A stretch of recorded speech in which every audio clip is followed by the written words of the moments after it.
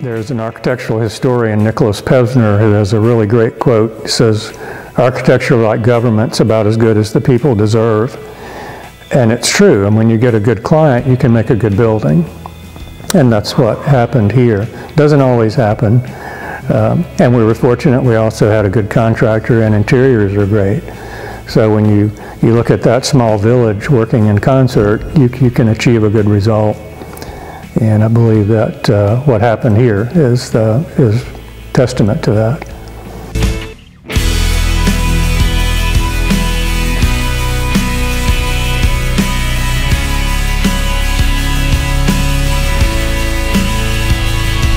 Okay, my name is Jerry Stevens. I'm a lifelong Marion Countian, except for brief periods in the military and away different venues. I've lived here most of my life. Been in the design business for about 35 years. I was an associate with HTRA Architects for 16 years. And then in 1999, I went out on my own and started Shibui Studios to concentrate primarily on residential work. My name's Holland Drake with Drake Construction Services. We build high-end homes and commercial projects in Ocala. My family's been building in Ocala for 5 generations. The shell of this home is like a Yeti cooler on a slab. Okay. It's built from autoclaved aerated concrete. It's concrete that is designed to block thermal energy. You have a sample? Yeah, here's a sample of the AC, and that's a core of the going through the building to do a penetration through the wall.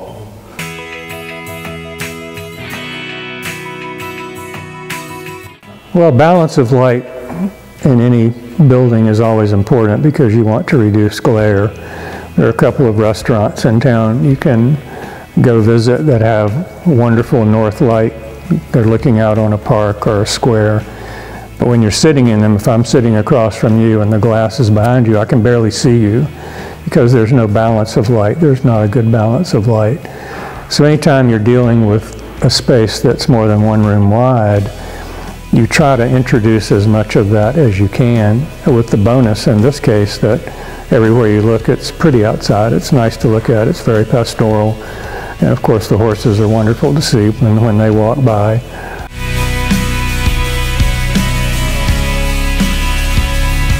Well, I suppose the room we're in now, in the old days, we would sort of call it a Florida room. It's basically a porch-like appendage to the living area. It has these wonderful steel frame doors with the skylights over them. Another thing in this room, a technique we've used, again, a humble material, above the end walls, you'll see a little tympana of mirror up above. You don't really read it as a mirror. When you come in as a visitor, your eye sees it as the space continuing over the wall. Usually you mention a mirror to somebody and, oh my God, we're going to put a mirror in here? What are we going to do with a mirror?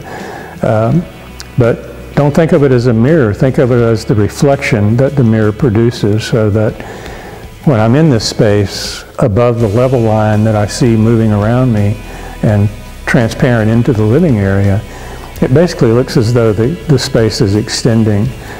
I believe that was a collaboration. We started with the paneling, and I can't really tell you how they came about, other than one day the light bulb went off. Well, hey, we have an opportunity here to hide all these doors. Let's see if we can do it. And it came off pretty effective when the doors are closed. And the simple panel pattern makes that easy. It's not a lot of extruded moldings and those types of things. Really not that difficult to do here. We took solid core doors and veneered them with the paneling. The steel windows are a big part of the design of this home. Early on when I was value engineering it, I showed her where she could save $100,000 on high-end Anderson windows versus steel windows. She insisted on the steel windows. One of the things she mentioned to me was that opening a steel door is like opening a Rolls-Royce door. Bold color's good, especially in a space like this. And the best part of that kitchen, I think, is the butler's pantry. Something everyone would appreciate, everyone would use. I think we would all kill for more space like that in our our home, so that our kitchen was maybe not so big. It's just a place where we did the basics and everything else happened in the butler's kitchen.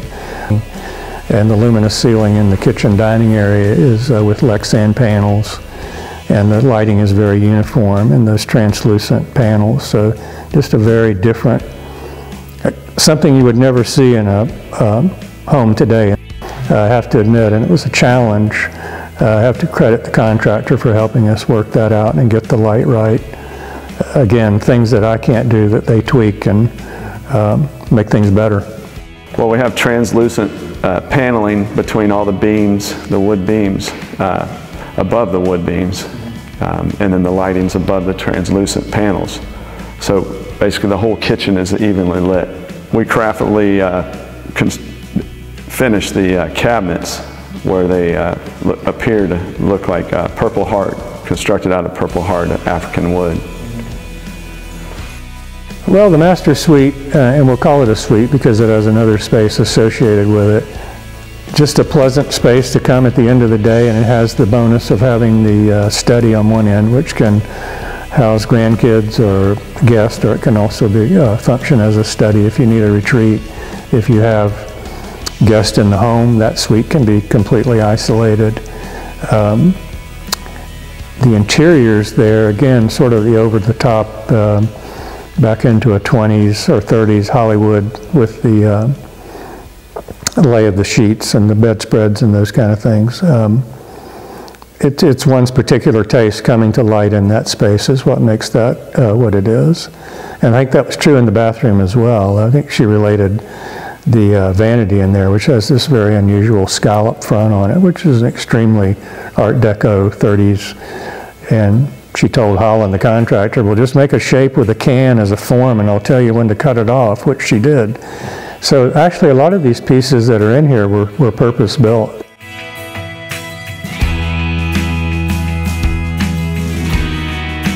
Other two bedrooms on the other end, you have two suites basically there, some unique showers, unique use of tile, frameless glass enclosures that can continue the ethic that you see here. The contemporary feel continues, or the old feel, whichever one you wish to choose to name it, continues into those spaces as well.